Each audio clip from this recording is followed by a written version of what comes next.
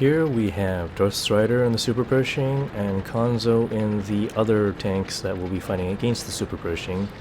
I am coaching DarthStrider on how to play the SuperPershing at the moment, so he'll have some of my strategies anyway.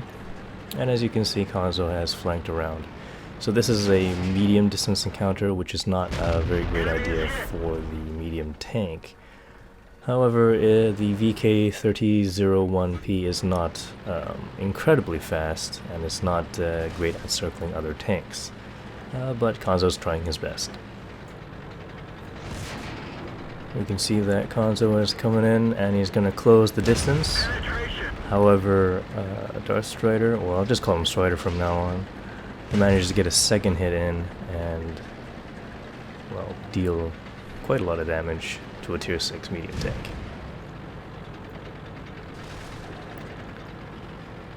Alright, Strider, he's keeping his front armor towards the enemy tank, which is the strongest part of your armor, which you should always do in any tank.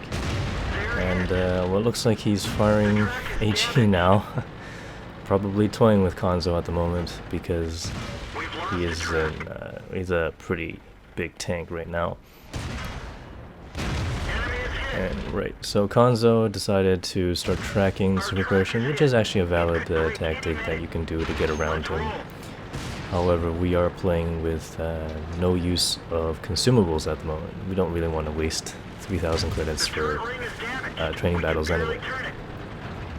And as you can see, shooting the turret ring still works.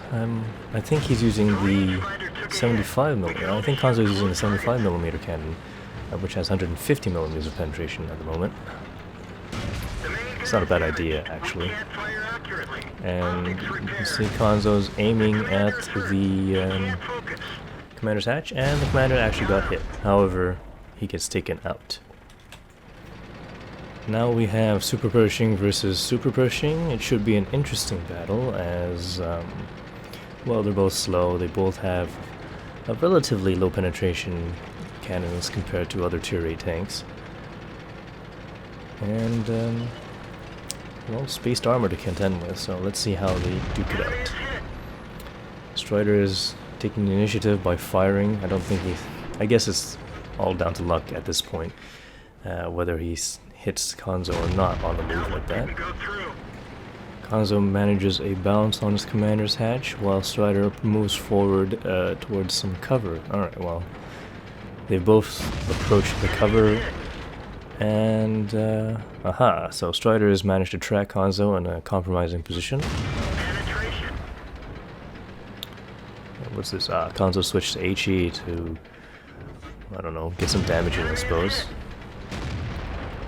So I'm telling Strider here to actually show off some more of the armor instead of just destroying him by tracking continuously. And now we can see that the cannon has been damaged.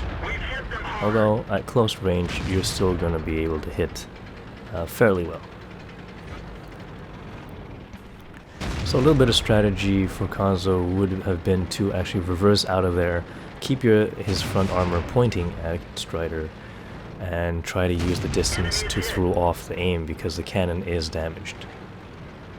Although he probably doesn't know the cannon is damaged, so one of the perks will tell you that if you have that. And we can see Strider has actually started shooting into the cheeks right underneath the spaced armor, and it's going straight through. Little side scraping is being done as well. Oh, Strider just tried to take a shot into the machine gun port. Didn't quite get the aim in. However, the side of the tank is only 76mm, so that takes him out. Now we've got the Lion versus SuperPershing, and we'll see what's two slow tanks. However, one has, well, the Lion has quite a bit more penetration than the SuperPershing, and should be able to go through some of the thicker parts of the armor. Difference is, well, the SuperPershing has a pretty good rate of fire, which means a Strider can take 2 shots for every 1 shot that Konzo takes against him. And as you can see, 1 damaging shot against the SuperPershing, 2 for the line. Well, now it's 3 versus 2, and Strider is trying to take advantage there, but Konzo is rotating his hull around to make it a little bit more difficult to hit.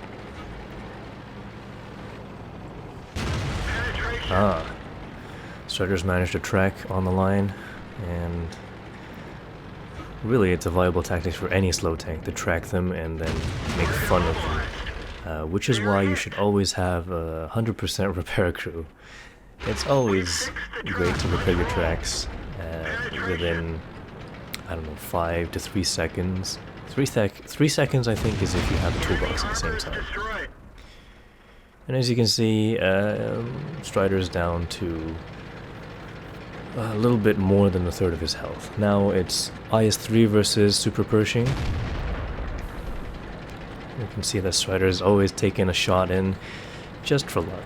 And even though the IS-3 has a rated armor stat on the front of 110, I believe, it is a piked nose, and that means pointing the IS-3 straight at the enemy makes it incredibly difficult to penetrate his front armor. Although Konzo is trying to circle Strider at the moment, he gets blocked a little bit right there, and Strider's trying to track him once again.